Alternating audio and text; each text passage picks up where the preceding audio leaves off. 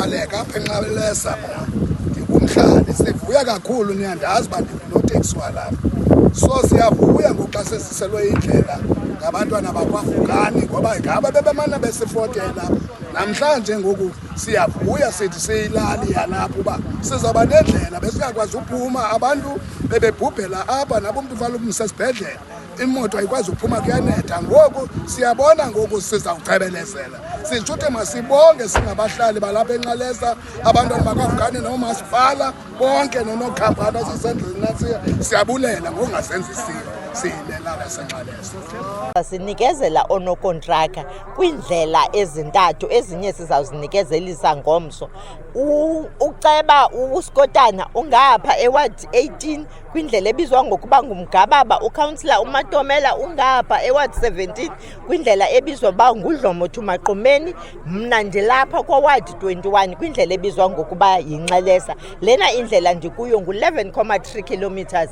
Iyakuthatha ke phaa endleleni katransport ikungenise apha ebantwini, iyowukuma ngaphaya eMthanyane, iphinde ibe nendlela ezawuphinda inyuke iyowujikela phaa, iphinde iyodibana kulaa ndlela ebizwa ngokuba yi-DR Road. Likhona ke izibukwane sizawuthi sikwazi ukulenza nalo phaya ezantsi ukulungisa, kodwa ke singene kwizitratwana ezimbalwa ezingenisa abantu kuba nazo zizitratwana esibonile into kokubana zingakwazi ukubancedisa abantu balapha. Ubabona ke nje bekhona belapha bethe nqwadalala kule ntlanganiso, baze kuloo ntlanganiso ikumila kunjalo. Imali esizawuyenza ngayo le ndlela yi-10.8 million. Le 10.8 million iquka ukwenza kwendlela, ukuqashwa kwabantu kwakunye nokuqashwa kwe-consultant lena yethu. Izawuba nayo ke kuba zimasa kusizuthi xa sithe safika sishiye sizokwenza indlela noko kungabikho maqetheqethe wabantu abazawukuthi babe bayawafumana. Njengangoku babona nje u-CLO sizawuba naye simbhatala imali engange-5,500 rand ukuze sibe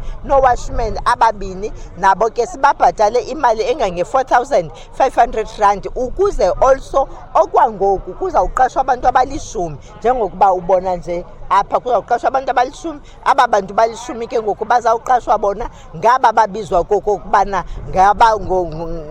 ngabasebenzi abangenazongo izakhono. So umntu ufumana ke ngoku imali engange-248 rand ngosuku, ze abe nazakhono umntu afumane i-280 rand ngosuku. Naba ke uyababona siyabashiya benza loo nto yalo msebenzi yabo. Sizawuba nabo ke abantu abahlanu ababizwa ngokuba yi-PLC. Aba bantu bahlanu bamele aba bantu bakhona apha abayikomiti. Ngaba ke bona bazawugada iprojekthi ngale ndlela izawukwenzeka ngayo ukuze isebenze ngokwale ndlela, iphume neziphumo ezimali. Siyabacela ke siyababongoza abantu xa sithe sazisa iprojekthi sathi kubo mabonyule i-PLC. Yile nto sifuneka beyenzile leyo yogada iprojekthi, into kokubana izawusebenza kakuhle, futhi nemikhuba eyenzekayo into kokubana kuthiwe unokontraka makazobulisa okanye unokontraka makakagalele apha kufutshane nam. Zizinto esizicelayo ezo, ingabi zizinto ezingumikhuba emidaka ezithi mayenzeke. Kodwa ke ndibathembile ootata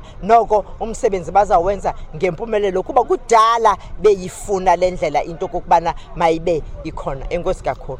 Indlela eziya enye yaphaya kwaWard 17 ixabisa i-4 million, ize enye ixabise i-5 million. Nakubo ngokwengqesho, ingqesho ayizukwahluka ngokwalena siyitshoyo into kokubana kuzawukuqeshwa oo-watchmen ababini futhi kuphinde kuqeshwe u-CLO kwakunye nabantu bokuncedisa. Kodwa ke noko ke ngoku zona ubude bazo ayibobude obungangalena ingu-11 kilometers apha esithetha ngayo, bubude obusehafini kunayo. Enkosi kakhulu.